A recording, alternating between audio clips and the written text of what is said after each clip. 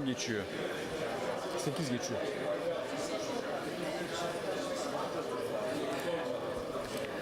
Good morning, ladies and gentlemen, again. Welcome back to B20 Turkey Conference. We will start our session 40 seconds. Please have your seats. Take your seats. The title of this meeting, this session, is Employment Trends and Economic Growth. It's a session between B20 and L20, Business 20 and Labor 20. Last year, G20 leaders agreed to increase of GDP of G20 by at least 2% by 2018.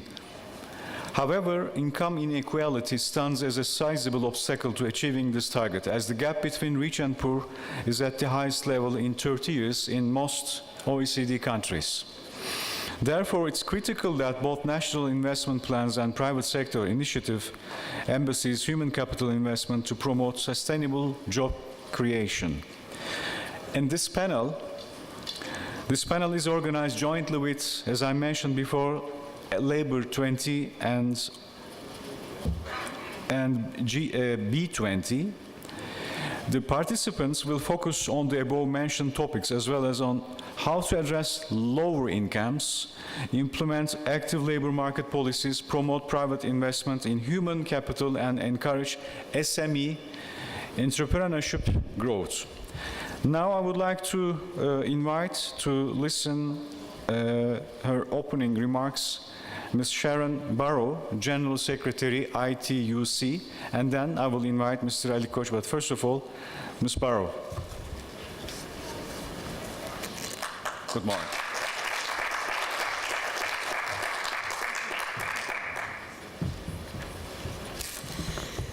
Thank you, and let me acknowledge Ali Koç, who will indeed speak to you in a minute, but I want to say to you that this is an historic agreement between us. Bernard Spitz is in the room somewhere, and let me acknowledge him because we started this partnership in 2010. It was at the height of the global financial crisis, but Bernard Spitz is a thoughtful business leader from France, from MEDEF, said, "We will only make the future possible if, in fact, business and workers have a common view." And we shocked the governments, I think, who were unbelievably surprised that we could get a joint agreement. And what we decided to do in France was lay down our view about the important principles and criteria for the world of business and labour, the kind of society we wanted to build businesses on, and the kind of environment for workers. And we just took 4 principles. We said that, in fact, we had to have employment. Employment is the heart and soul. Not only do we talk about, and the ILO's constitution talks about, the dignity of work, but it's actually the basis of the way the system of capital that we live with today works. If you don't have workers with income who buy products from business, we have nothing. And employment was worrying us because of the crisis and the slump, the historic levels of unemployment that we put at about 220 million in the formal environment and tens of millions more in the informal economy, and it hasn't changed. But we put it on the agenda. We then said that employment had to be underpinned by fundamental rights and principles. The ILO has a declaration that lays out those core labour standards, which we negotiated, business, labour and governments. But I call it the sons and daughters test. What is it? What's the enabling environment that you want your sons and daughters to work in? And those fundamental rights guarantee that the world of work will be decent. And then we said social protection was again essential to our world of the society in which we wanted to build and to underpin basic demand.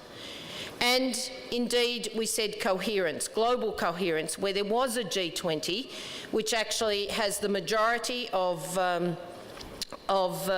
people and the majority of wealth. We had to have some sanity of governance globally where we could forge coherence. In fact, I think it's time we talked about whether the G20 is adequate or whether we don't want the Nordic countries in as a bloc, whether we look at economies that make sense in terms of enlarging that coherence. But that's a conversation for the future. In Mexico, we built on this. We actually said to Ramirez, we need to make sure now that we say what are the things that the G20 must do. We put infrastructure on the agenda. We put youth unemployment and apprenticeships on the agenda. And we put formalising the informal economy on the agenda. And we've built a legacy since then. And I can tell you that I think this is the strongest unity ticket ever, this agreement, but it builds on those elements. And I want to just tell you that we've been pretty successful. Sometimes we sit and think this is not going anywhere. We haven't made an impact. And indeed, when I said to the Labor ministers yesterday that we meet at a bleak time, it's true.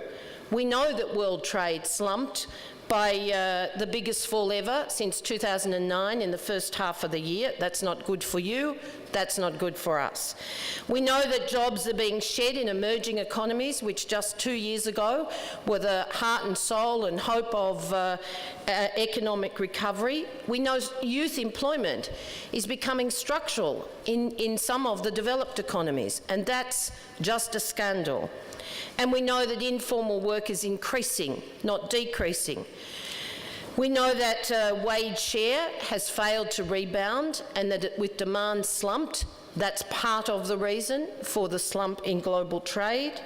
We know that social protection is under attack in too many countries with a short-sighted approach to austerity.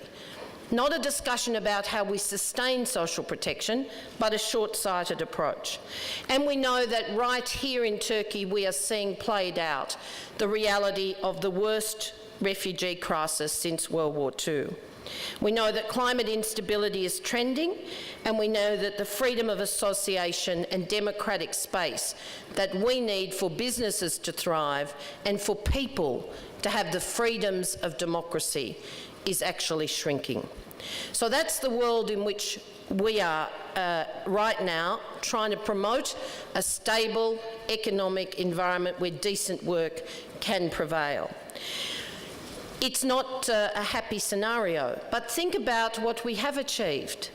Not only is employment front and centre with the Jobs and Growth Pact that the G20 leaders have made, but in fact infrastructure and the 1% target arose from the discussions that we put on the agenda in Mexico. It's the biggest multiplier of jobs in the medium term, and it must be something that globally is the heart and soul of investment. We can't deal with the climate challenge without enabling green infrastructure and the industrial transformation. That was a unity ticket from Mexico. We have a global agreement on the social protection floors. We haven't yet seen it implemented, but when 75% of the world's people have no or inadequate social protection, then that's not a test we want for our sons and daughters. But from the UN to the ILO, we now have a global agreement on those floors, and they're in the social sustainability development goals. We also have indeed seen a commitment to formalising work, and at the ILO, the employers and the unions sorted an agreement just last June that is a new standard for guiding people to formalise business, good for you, and to formalise work, good for us. So, without going into all of the issues we've put on the table, I was struck this morning at just how serious we have in fact been in terms of promoting the agendas we set. And I congratulate the employers on the global apprenticeship network. We need to strengthen that. And of course, I would say to Bernard Spitz, who first of all put this on the agenda with the European Erasmus program, that he's never given up. And within Europe, you are seeing real progress on expanding that. So what are we going to do now to make sure those things are followed through? And indeed that this agreement, which I think has the most serious content, because it doesn't just put the issues on the agenda, it says we're going to do something as well as demanding that the governments do something. We have stuck with the fundamentals around jobs and youth employment in particular, and we'll see that through. We've said that unless we have a macroeconomic policy that promotes employment, I was actually saying to Phil O'Reilly this morning that he could do my bit and I could do his. I could say we need an enabling business environment. That means promoting macroeconomic policies that promote employment and much more, and he'd say yes. And he could say we want decent minimum wages and social protection and collective bargaining because that distributes the wealth and creates demand, and I'd say yes. So we are joined, in fact, at the hip. We actually will look, I think, seriously together at the issues for promoting women's participation. You know it's the fastest route to productivity. The evidence is in. We know that if we see investment in people, in childcare, in aged care, in health and education, the care economy we call it, there are jobs there too, but it will enable women to work. And we also know that unless we do something about sharing the wealth, inequality, which is now seen as a risk to the global economy, but it's a social scourge that we need to drive out of our societies, will not actually be realised. And I know others will talk more about that. But it's the last one that I want to finish on. Business and labour must play a key role in the shaping of economic and social policy. And if we're not serious about the dialogue that enables us to build the world of work, because it isn't governments who are responsible for the world of work. They're certainly responsible because we elect them to make it possible. But we are responsible for the world of work. And if we share a set of values about the way in which we want our sons and daughters to be treated, if we share a set of ambitions about the productivity and the growth that we want to see, that we can then see distributed through social dialogue and collective bargaining, underpinned by the dignity of minimum wages, we can actually make the difference to the world that we want to make. So I think this is the strongest agreement ever, but it builds off the foundations, and it absolutely commits us to further engagement and to further work. I also want to say to you, and you know it, that when we actually strike an agreement, then the governments listen. Ali and I were at the Employment Working Group, and they were so keen to actually talk about this with their governments back in their countries before we've even signed it, that we said, go ahead. It's an agreement between us, because it gives them the comfort of knowing that the public policies they put in place are going to have our support. So we need to use that strength, use it wisely, and not to engage in areas where we can't deliver, but where we can deliver. And I think the sky is the limit. If we sit down and work it through, then we can build a future that is about decent work. The UN principles on business and human rights, we need to talk about how to implement those.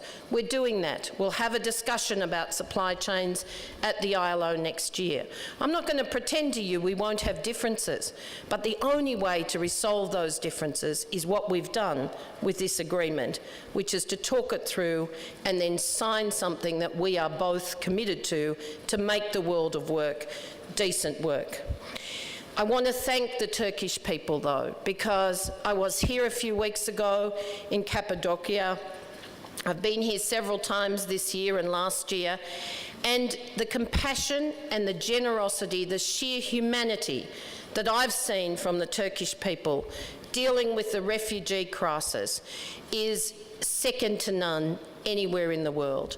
I talk to families in Cappadocia who've opened up their villages, who've taken in Syrian refugees, who've given them work, who've proudly given them work. And I listen to the old patron of a tourist business high in the mountains who said to me, they're human beings. Sharon, they have to come. We can't leave them there to be killed by their own government. But the world needs to support you. Europe needs to accept, and I think you've seen leadership from Germany, thankfully, over the last 2 weeks. You need the support both in financial terms for the social protection, but together we've argued with the governments here the right to work.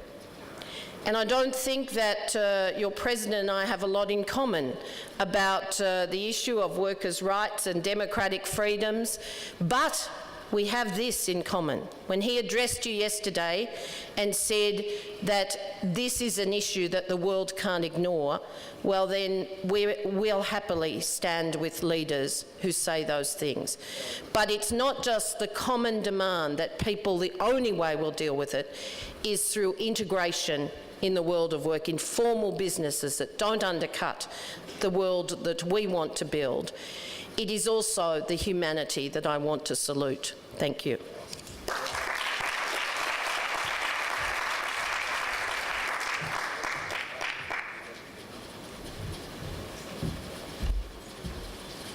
Thank you for your remarks, Ms. Sharon Barrow, and I also appreciate for your efforts to promote women's participation to create work, job and social life, which is very crucial, important issues. Now I would like to invite Mr.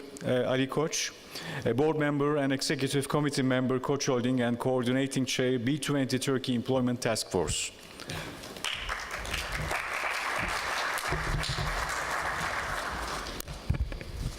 Good morning, everybody. It's kind of hard to talk after Sharon when she speaks with a lot of knowledge, detail, experience, and also from the heart. So I thank you for your kind words, and I hope this will be what we're going to declare today, an example going forward. I also want to thank every member of the Employment Task Force, because this is the only occasion I'll be able to speak to you. I had 3 speeches, but the only one speaking to the task force here. For those who have joined physically, for those who have joined in this teleconference, people who have submitted research, reports, gave us feedback and made our lives easier, I thank each and every one of you. And I'd like to thank here our knowledge partner, A.T. Kearney, for doing a fantastic job of consolidating all this information in a seamless way and making the task force life easier also. They did a fantastic job in a totally voluntary capacity, and we got more than we could hope for. So I'd like to thank your team also, Michael. Good morning to you all. As Sharon touched up on it, we're getting bad news in the newspapers, which is breaking our hearts and making us less hopeful. But we don't have the luxury to be less hopeful. So people in our position, we have to be a little bit more stubborn, hardworking, even more believing that somehow with all these efforts we can plant some seeds that will bear fruit in the near future to address some of these problems we've been discussing in the yesterday, today and tomorrow. As we all know, after 7 years since the omnibus Lehman collapse, it is very disappointing to see that we're almost back to square one. Despite all the unprecedented efforts of governments, financial institutions, central banks, last 7 years, markets are still very fragile, economic growth is anemic, and more importantly, millions of people are without jobs. Now, I said this yesterday, I want to say it here too. I think the fuel of mankind is hope. And when there's no hope, it's very hard to survive. And employment is very important, and we have to keep this hope alive. As you know, To address the problems last year in the Australian presidency in Brisbane, a target of 2% growth by 2018 was set. However, global economic performance so far in 2015 indicates that achieving this target will be much harder than it was initially envisioned. It is for this reason that as the B20, we wanted to explore other ways, what else we could do to bring investment and growth to a level where more jobs are created. However, like in the past, we did not want to do this only from the business perspective. In this direction, we kindly asked our colleagues from the labor side to join us today, but not only today, throughout the process, to discuss growth and employment challenges in more depth. At the end of the day, we are all in the same boat. Last year, when I was given this job, I didn't know where to start. In the first meetings, a gentleman gave me an advice. He said, the only advice I can give you, from day one, contact labor side and have a process whereby you work in parallel and don't leave it till June, July. It's going to be too late. So we listened to that advice, and that advice has been a great advice, and I think we will see the results today. So on behalf of the B20, I would like to extend a warm welcome to the representatives of the labor side and thank them for all their efforts throughout the process. Social dialogue. Conferences like this, events like this, certain slogans, declarations become popular, is the highlight of the event, and I see that, pleasantly see that the highlight of this event is the concept of social dialogue, social partners. So this makes us very happy because we are believers that the importance of dialogue and cooperation among social partners is a more realistic way of dealing with problems that resonate globally.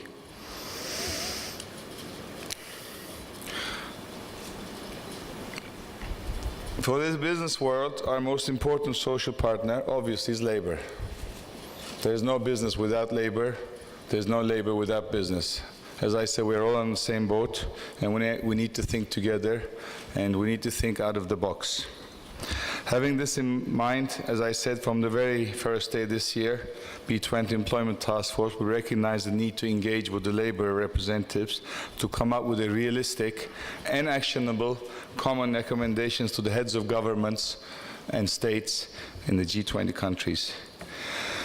When we started, we were fully aware that local and international institutions representing business and labor, as well as the governments, had well-defined, deeply rooted positions about many of the key issues regarding growth, employment, and human resources. Nevertheless, we believed in the importance of having a working and cooperative relationship with B20 and L20 in order to tackle the challenges we were confronted with. Although we believed we should be ambitious and think out of the box and find shared values even around the most hotly debated issues, we also acknowledged that time was a constraint and we needed quick wins. In this direction, as the first step, each side presented its priorities to each other. Next, we identified areas in which we could find common ground and consensus by practicing the art of the possible.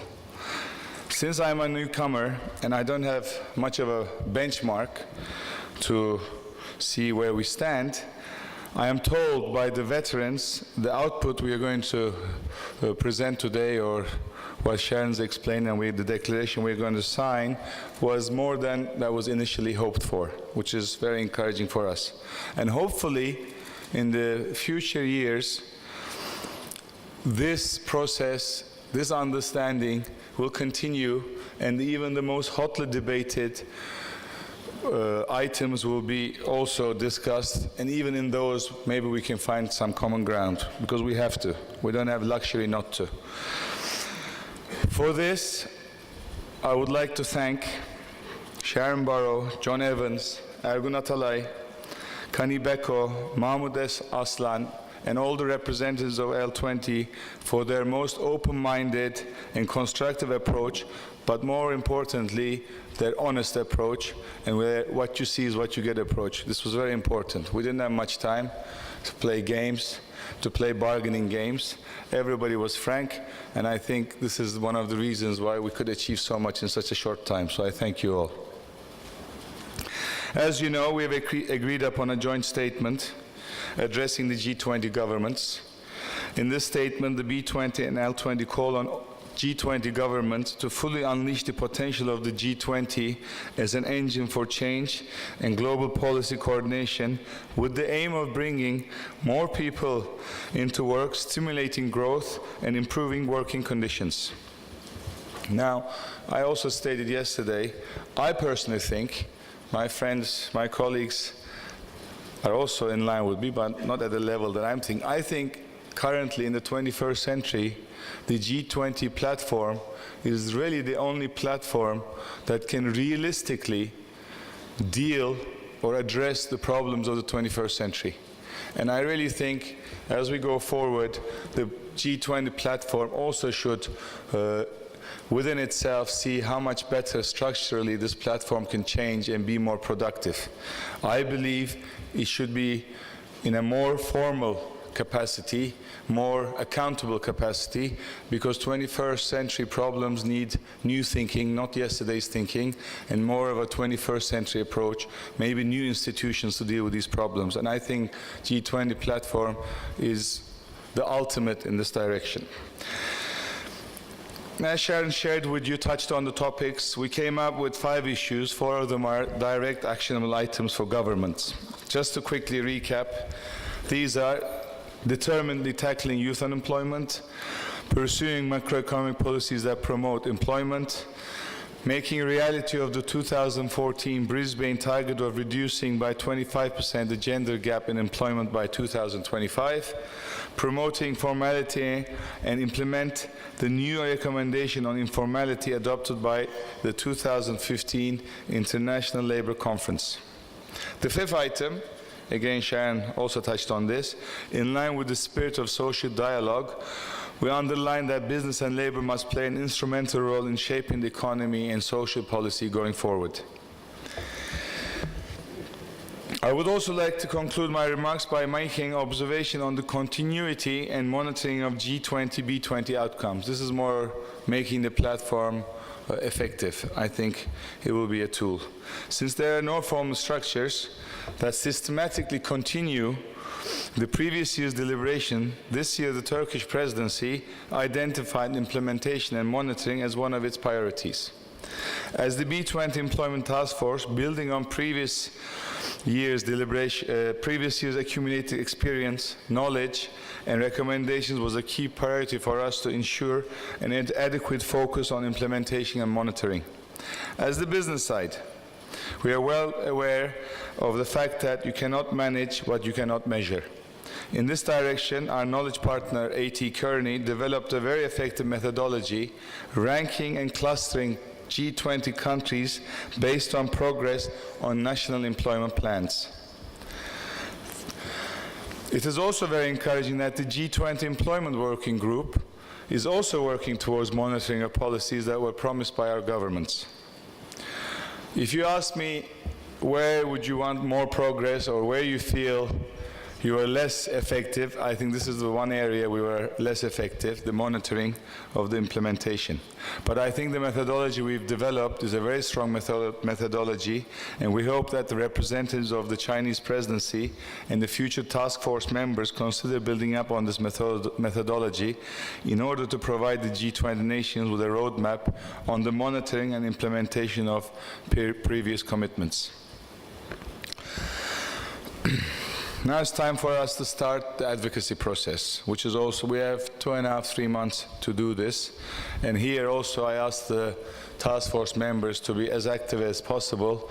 We are already getting some feedback, and please be kind enough, spare some time after you make your interactions and contacts to give us feedback on where you stand in your country with advocacy.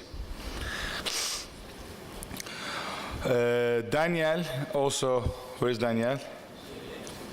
Daniel is also a veteran, president of the IOE, and he has been very helpful also holding our hands through this process, because sometimes we wanted to do things, put things to vote without having the proper experience, and he always kept us in line. And I think your experience and your way of approaching people in a very soft way and giving us direction was very, very helpful. I also thank you that, and I wish you best of luck in the future G20 processes. Now I'd like to leave the floor to Daniel to make further comments, to introduce our panelists. I thank you once again. I hope the forum members have had 2 days. I hope you get some time to maybe see around. If you don't have anything during the weekend, Cappadocia is only 2 hours away. It's one place you must see. If you're returning back immediately, I wish you safe travels, but do come back and see Turkey in another capacity. Thank you very much for listening to me.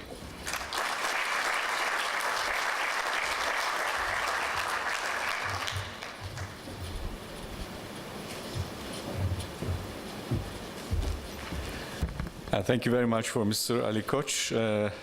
He underlined very important issues as well and perspectives. And now we will start our panel. But again, I would like to underline that it's great to see that Labor 20 and Business 20 created a common ground. As you know, we will see a common declaration signing ceremony at the end of our session. Now I think we can start our session. I would like to invite moderator Daniel Funes de Rioja, President, IOE, Coordinating Chair, B20 Turkey Employment Task Force.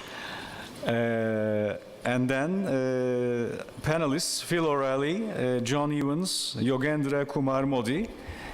Would you please come to the stage for our panel?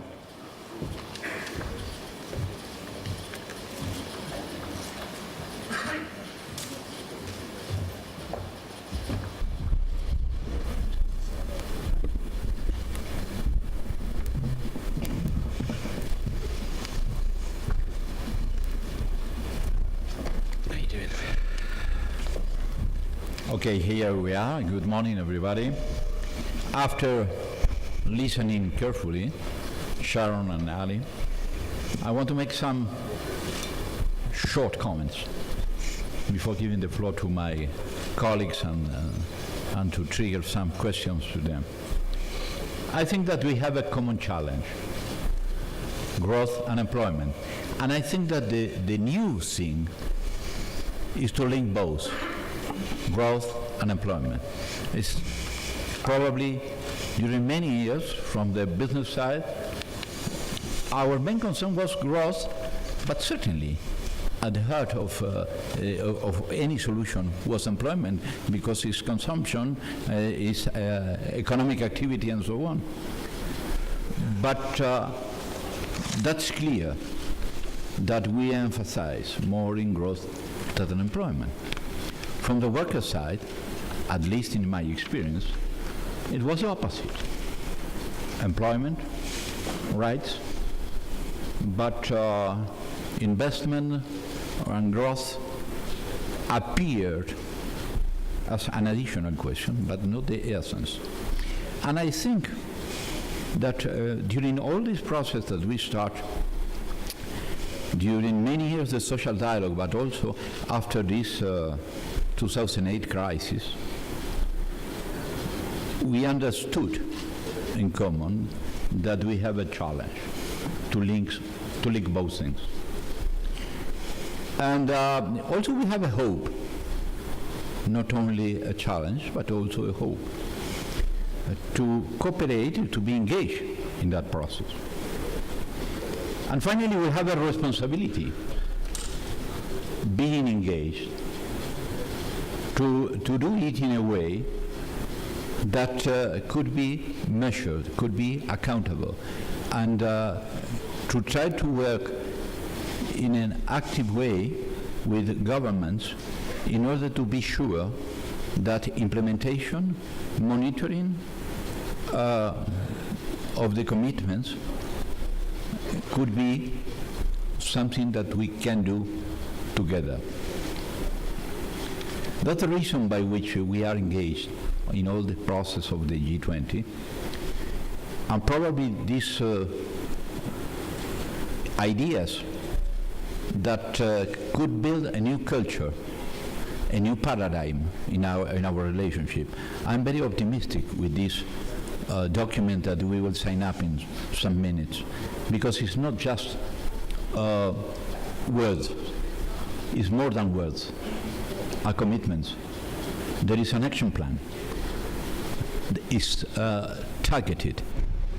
That's the reason by which, from my point of view, and personally, I firmly believe that could be a new starting point in the relation vis-à-vis the globalization.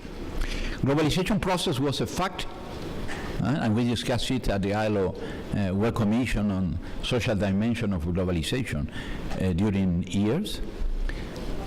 Then started to be a process with good parts and bad parts of the process.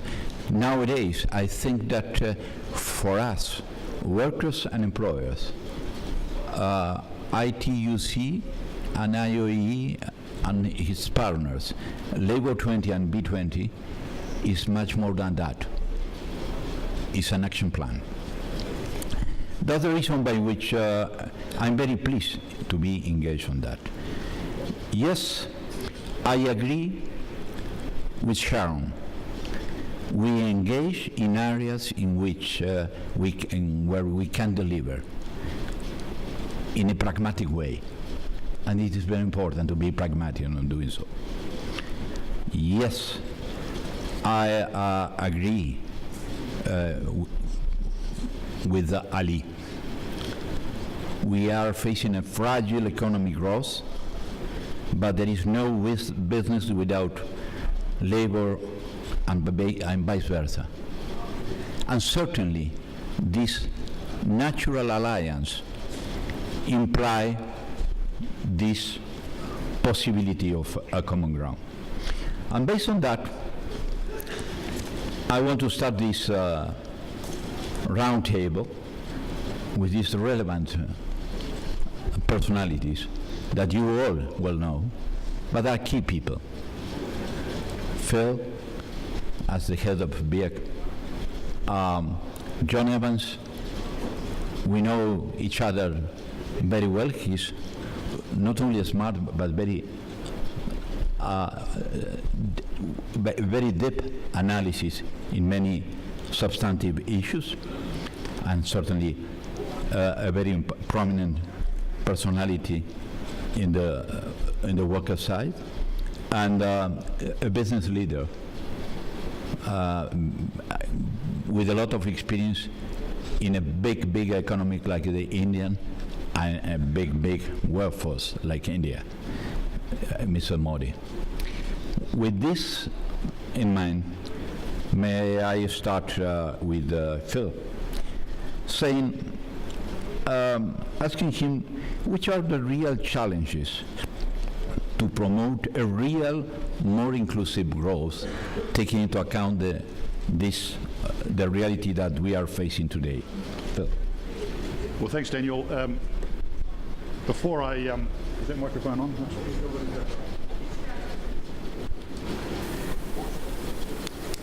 Maybe sit down here, I don't know. Check at the bottom.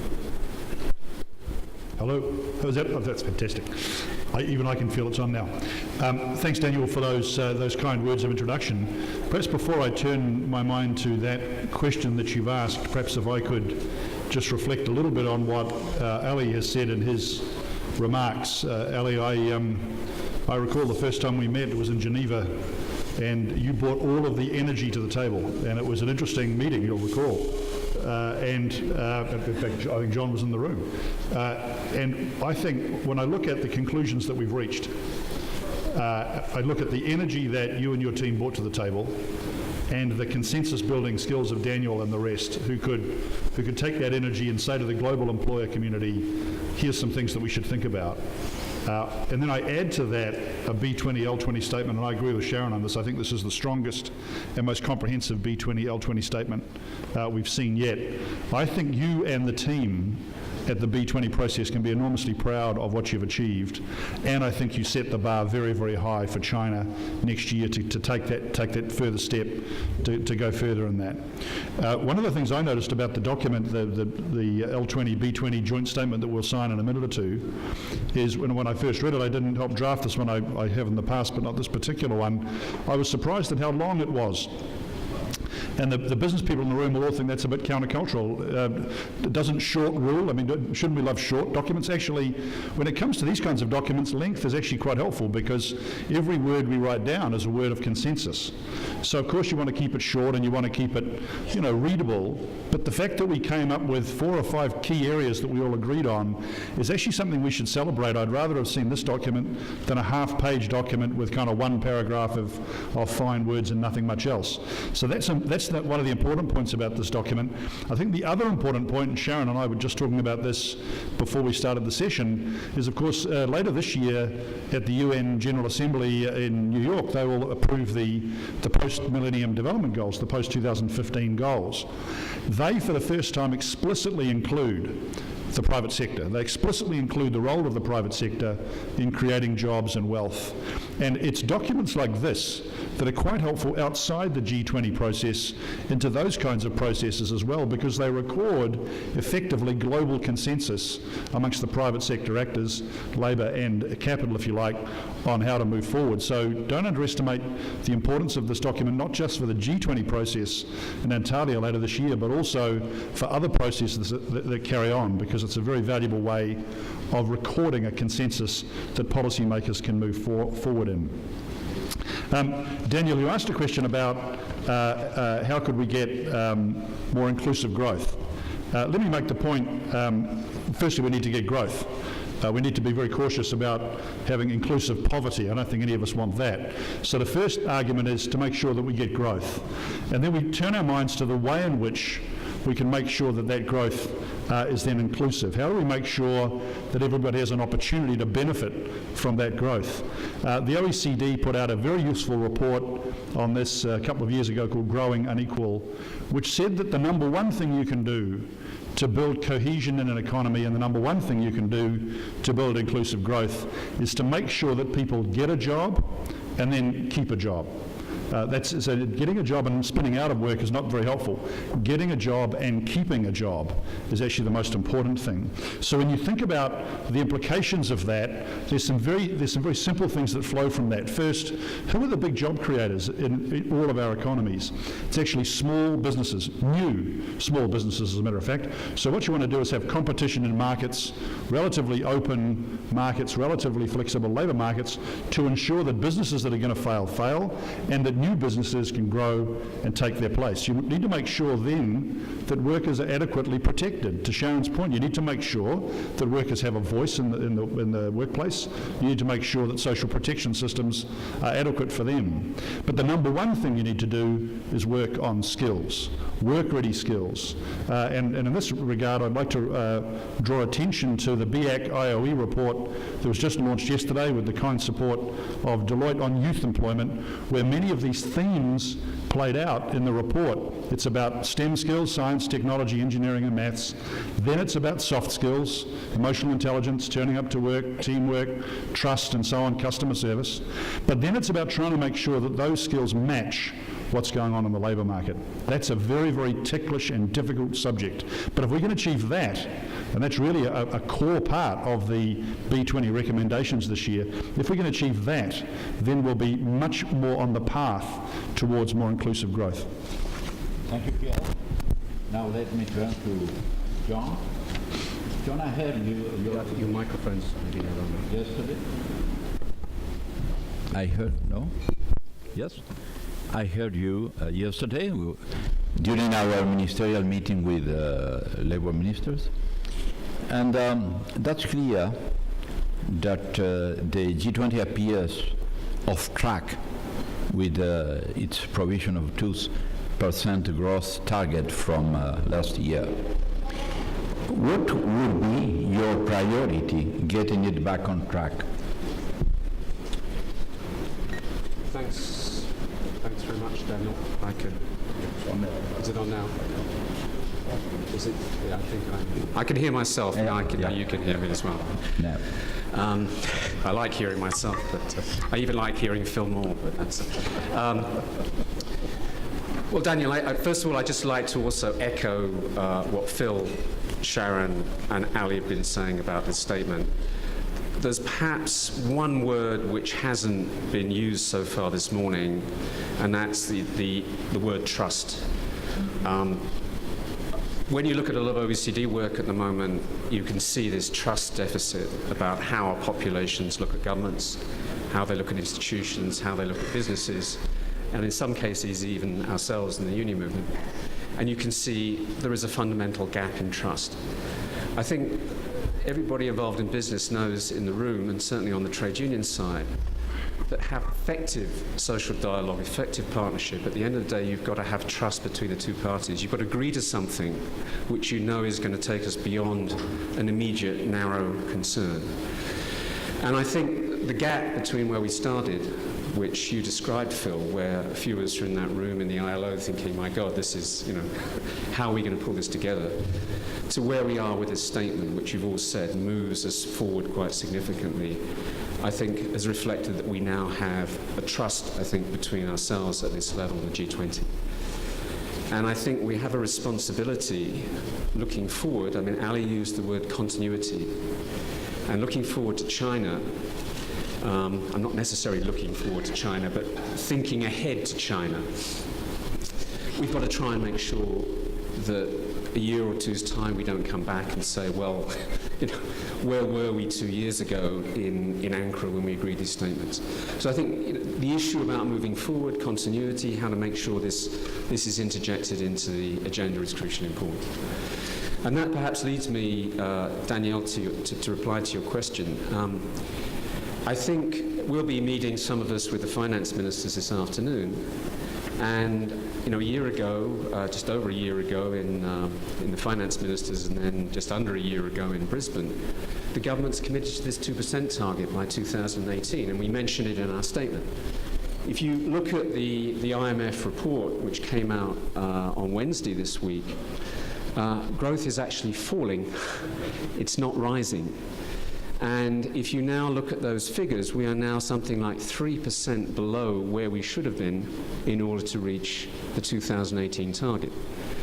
Now, that may not sound enormous, but it means basically that instead of growing by an extra 0.5% a year to meet the target by 2018, economies would now have to grow by 1.5% more each year to get there by 2018 in 3 years. Now, we can argue whether that's going to happen or not.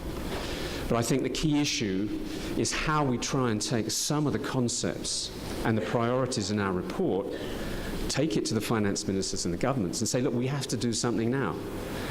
We do have our long-term discussion about structural reforms, what can happen in the long term. I don't like the word structural reform. I think we have to be much more granular. Let's say what we're talking about. Are we talking about skills? Are we talking about what happens in the labour market? Are we talking about work organisation? Are we talking about SMEs? But even so, we have to have some sort of action now. So I think perhaps together in the next few weeks, we need to be reinforcing some of the things we've already been saying about infrastructure, how we really get that growth motor going.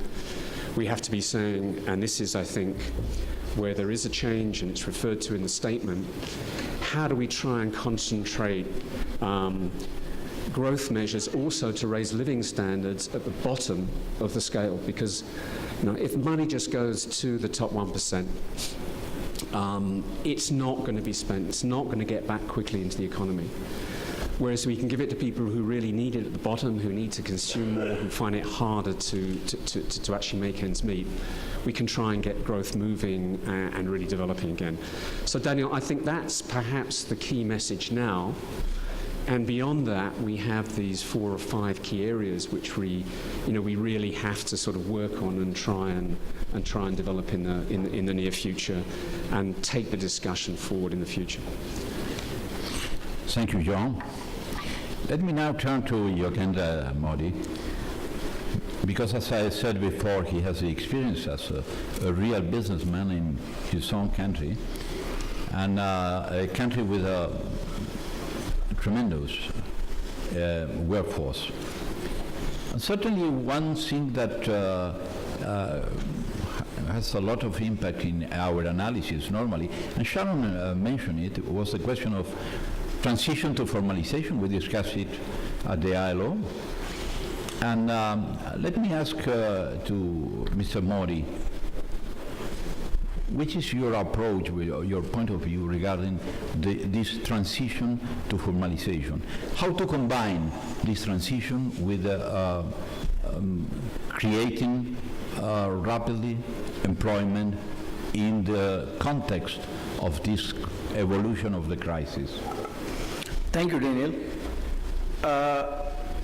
I'll come straight to your question. You know, I believe that formality is a must, but as Sharon rightly mentioned, it is not the workman who is informal, it is the business which is informal. So what we have to see is how do you incentivize a small or a medium entrepreneur to be in the formal economy so that his workers can be in the formal economy. For that we need to remove obstacles from his way, have such laws which are acceptable both to the labor and to the small entrepreneur, so that both come in the formal sector, they get good wage and also social protection. But as long as the entrepreneur or a small businessman does not see any benefit of joining into the formal business, no amount of laws will be possible to convert into formality. On the contrary, if we make harsh laws of labor, it will be further pushing him into informality. Because bottom line is that that man or a boy or a girl, the point which we have all been talking, which Sharon mentioned very clearly on the employment issue, which Ali also mentioned. So no employment can be generated without an entrepreneur.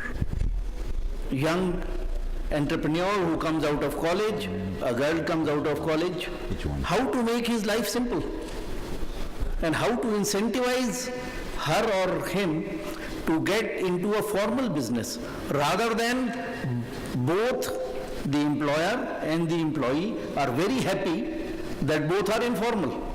One does not pay taxes. The worker is happy that he gets all the cash in hand. There is nothing deducted for social security. So we have to think in a manner which incentivizes the business. Here I would also like to add one thing which I feel that rather than measuring growth, our aim should be employment is the aim which we have to achieve. For employing all the people, we need growth. So it is not that growth comes first. According to me, employment comes first. And if we put that as the center of the place, then we will see that rather than measuring whether GDP has grown by 2%, 1%, 6% or 7%, how many million jobs have been created? How many million opportunities have been created? Like in India itself, we need 10 million new employment opportunities every year. So is it not time for us to say in G20, let us, obviously growth has to be there, but aim is let us employ 50 million new people. For that we need growth. For that we need young entrepreneurs, boys and girls. How do we skill them? How do we see that they get the finance? How do we see that they have the right skill?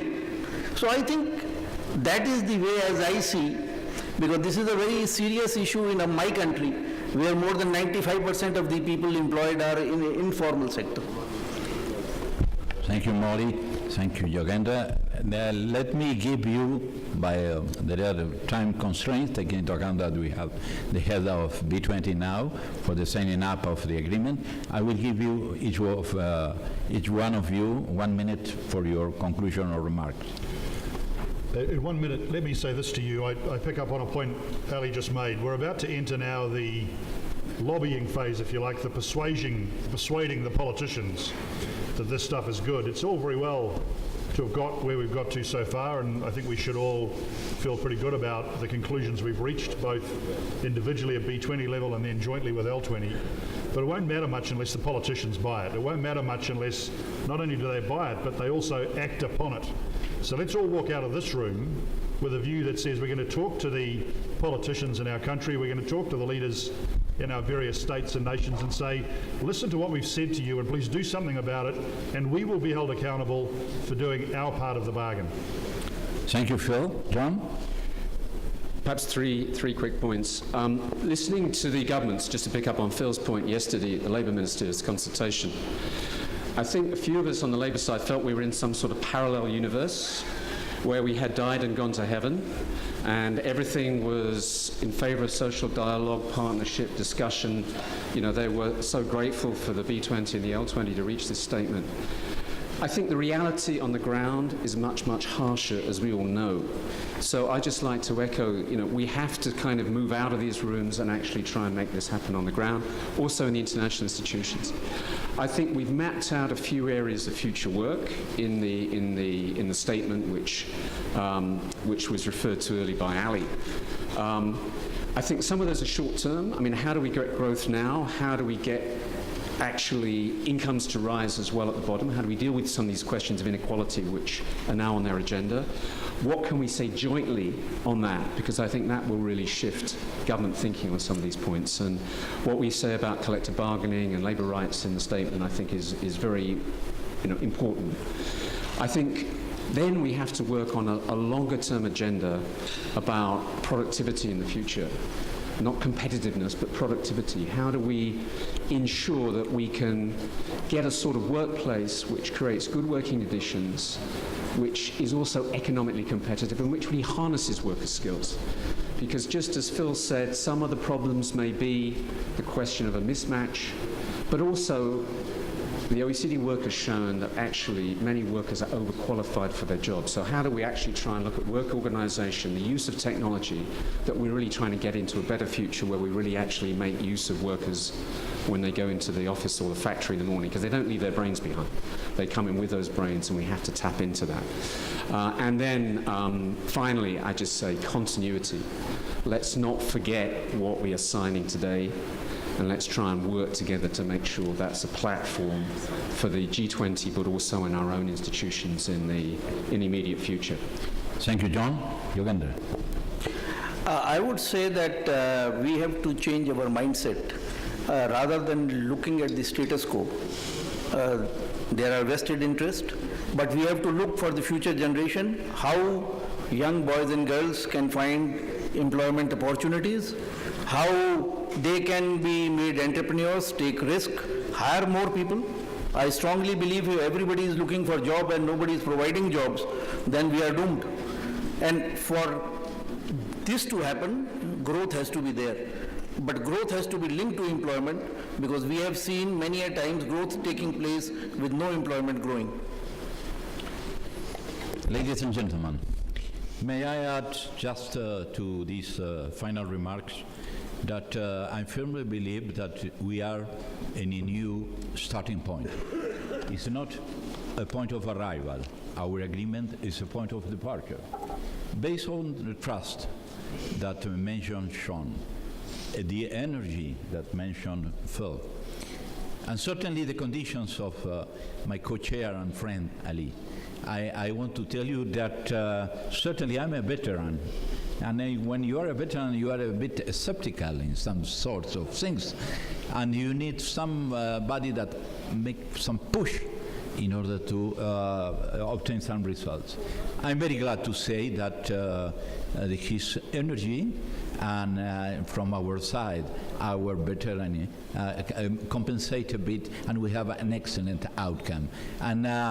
And we appreciate a lot that. I think that this roundtable need to be repeated from time to time in order to evaluate where are we are the G20, and not only to make them accountable, but also to confirm our willing regarding the future. Because we are entrepreneurs, and like entrepreneurs, we see the future, and we have hopes. And the workers from our side, that's clear, that have their hopes, their family, their needs, and we can work together. We can change the paradigm, we can do it better. Thank you. Daniel, can I just because I really do appreciate what you've just said. We'll be having the L20 bigger meeting in Antalya in a couple of months' time. So let's take that perhaps as the next step. We can try and organize a meeting, maybe not as large and grand as yours, but try and repeat this exercise. Where are we with the governments then in 2 months' time? So My last conclusion, we have a proposal this, to the B20 and the G20 to decide on that, but we certainly will support your proposal. Thanks a lot. Thank you very much for remarks and panelists. And please don't move. We will continue, and we have a ceremony of the declarations between B20 and L20 in a couple of minutes, and our friends will prepare the stage for the ceremony, and we will watch a video, and then we will continue. Thank you very much again.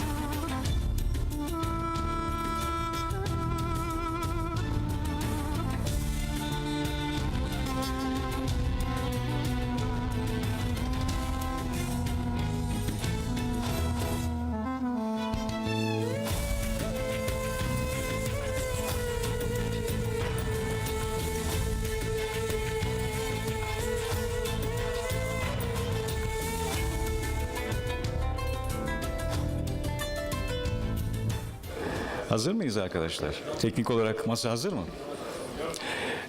Şimdi masamız da hazır. Now we are ready and the stage is ready, and I would like to start our ceremony. This is very important, one of the most important sessions amongst all conference. B20 and L20, Business 20 and Labor 20, joint declaration signing ceremony. We are starting now, and I would like to invite B20 members and L20 members. First, I will start with L20 members. Mr. Ergun Atalay, Mahmut Aslan, Sharon Barrow, and John Evans, please. And the LB20, Mr. Rifat Hisarcıklıoğlu. Sayın Başkan, siz de alalım lütfen. Sayın Ali Koç, Mr. Daniel Fins, Phil O'Reilly, and Yavuz Eyüboğlu. B20 and L20 sides, and joint declaration ceremony. Hoş geldiniz. Estağfurullah efendim, rica ederim.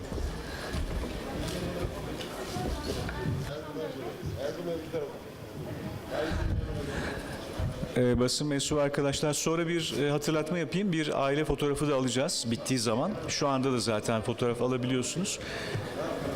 And at the end we will have a chance to have a family photo after the signing ceremonies, signing documents.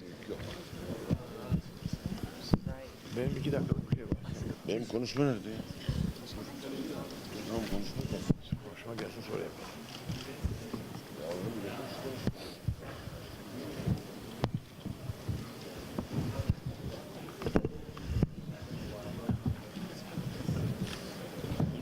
Güzel mi sonra mı konuşalım? Hadi at bakalım. Bismillah.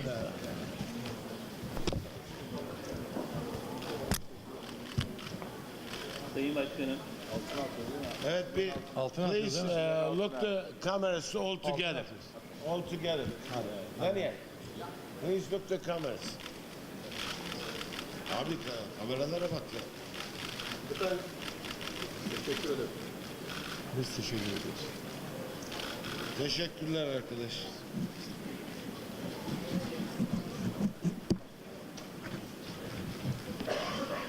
Şuraya bana verelim.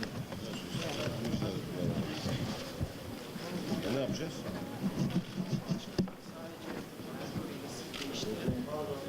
Sonra tamamlayacağız. Sen bir anlat herkese o zaman. Bir anons et.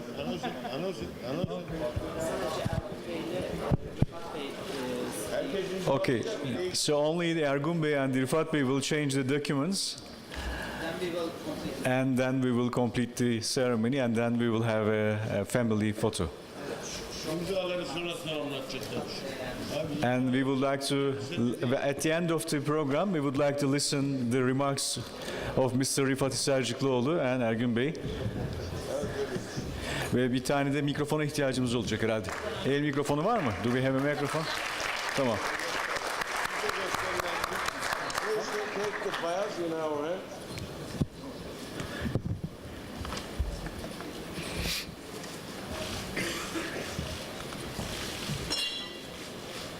Buyurun Ergun Bey. Ergun Bey başlayın. Birer kısa konuşma rica edelim lütfen. Mikrofonumuz var mı acaba? Var. Alo. Yaklaş şimdi. Değerli hanımefendiler, değerli beyefendiler, yurt dışından gelen kıymetli misafirlerimiz, sizlerle ülkemde beraber olmaktan L20 adına mutluluk duymaktayız. Değerli katılımcılar, küresel ekonomide yaşanan 2008 krizinden sonra beklenen iyileşme henüz sağlanamadı. Pek çok ülkenin kemer sıkma politikalarıyla krize çözüm araması nedeniyle sosyal sorunlar arttı. Emeğin milli gelirden aldığı pay azalmakla kalmadı, bugüne kadar kazanılan hak ve özgürlüklerin bir kısmı kısıtlandı. İşçiler sağlıksız ve kötü koşullarda düşük ücretle her türlü güvenceden uzak seslerini duyabilecekleri bir platformdan yoksun, örgüsüz bir şekilde çalışmak zorunda kaldılar. Bunun yanında kendilerini yetiştirme ve beceri kazanma olanağı bulamadılar. Çalışmak istemelerine rağmen kadınlar çocuk bakmaktan veya iş yapmaktan iş gücüne katılamadılar. Değerli konuklar, değerli misafirler, iş bulabilen pek çok işçi ise sağlıksız ve güvenliği olmayan işlerde hayatları ve sağlıkları pahasına çalışmak zorunda kaldılar. Bunları sosyal diyaloğun ve özellikle işveren camiasını temsil eden B20 ile işçi kesimini temsil eden L20'nin yukarıda bahsettiğim sorunlara birlikte çözüm arıyor olmasının önemini vurgulamak için anlattım. Değerli katılımcılar, biraz önce imza attığımız deklarasyon ile L20 ve B20'nin küresel sorunlara ortak çözüm arama çabasının ve G20'nin geleceğini şekillendirmek için belirleyeceği politikalara katkıda bulunma isteğini yansıtmaktır. Antalya'da başlayıp Cenevre, Paris, İstanbul'da devam eden yoğun çalışma müzakerelerinin sonucunda ortaya çıkardığımız bu deklarasyon her iki tarafın da sosyal diyaloğa verdiği önemin sonucu ve başarısıdır. Türkiye'nin G20 dönem başkanlığında tüm dünyaya adalet getirmek için hep birlikte bir adım atmış oluruz. Ben bu noktada Sayın Rıfat Sarıcıklıoğlu'na, Sayın Ali Koç'a, Sayın Yağız Eyüpoğlu'na, B20'nin uluslararası temsilcilerine, L20 çalışmalarına 2008'den beri öncülük eden değerli meslektaşlarım Şerin Barova, Jon'a, L20 Türkiye olarak birlikte çalıştığım Türkiye'deki konfederasyonlarımızın değerli genel başkanlarına teşekkür ediyorum. Ayrıca tüm bu çalışmalara, toplantıların düzenlenmesinde emeği geçen arkadaşlarıma teşekkür ediyorum. Deklarasyonumuz hayırlı olmasını diliyorum ve hepinize saygılar sunuyorum.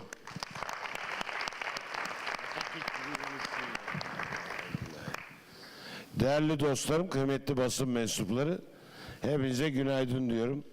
B20 Türkiye'nin ikinci gününe hepiniz hoş geldiniz. Bugün oldukça hayırlı bir iş için bir araya geldik. Biraz önce hepiniz şahit oldunuz.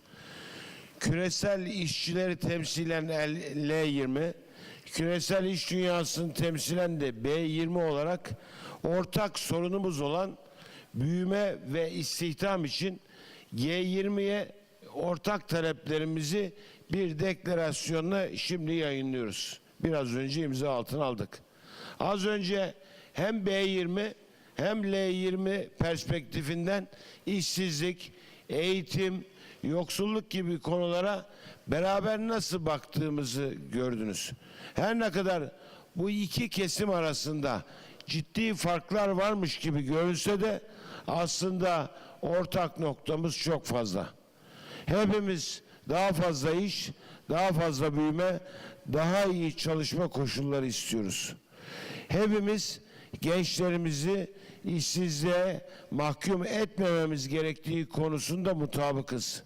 Hepimiz küresel ekonominin içinde olduğu çalkantılı ortamdan şikayetçiyiz. Bu kadar ortaklaştığımız nokta varken niye ayrı düştüğümüz noktalarında uğraşalım dedik. Bugünkü deklarasyon ortaklaştığımız konuları deklarasyon altına aldık. Ben bu yaklaşımlarından ötürü L20'nin dönem başkanı olan Ergun Bey başta olmak üzere bütün çalışanlar grubunu temsilen bütün arkadaşlarıma teşekkür ediyorum. Bu deklarasyon müzakerelerinde B20 adına itinalı bir şekilde yürüten Ali Koç Bey'e ve takımına emekleri geçtiği için teşekkür ediyorum. Bugün öğleden sonra bu deklarasyonumuzu ve taleplerimizi G20 Finans ve Çalışma Bakanlarına ortak toplantımızda G20'ye teslim edeceğiz. İşçi işveren kesimleri olarak bu çabamızın ülkelerimizin dünyanın barışına, huzuruna, refahına hayırlar getirmesini diliyor. Hepinizi saygıyla selamlıyorum. Çok teşekkürler Sayın Başkan. Thank you very much. I think we will have a family photo and then we will finish the session. Değil mi Sarp Bey? Başka bir şey kalmıyor herhalde.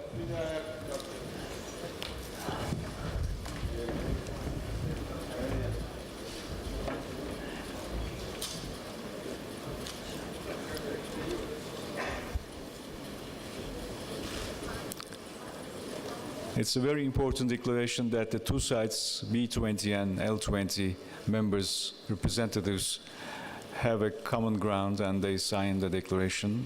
Son derece önemli bir deklarasyon. Sayın Başkanların da ifade ettiği gibi bu aslında toplantılar dizisinin en önemli parçalarından biri oldu. Tebrik ediyoruz. Thank you very much for all panelists and all participants.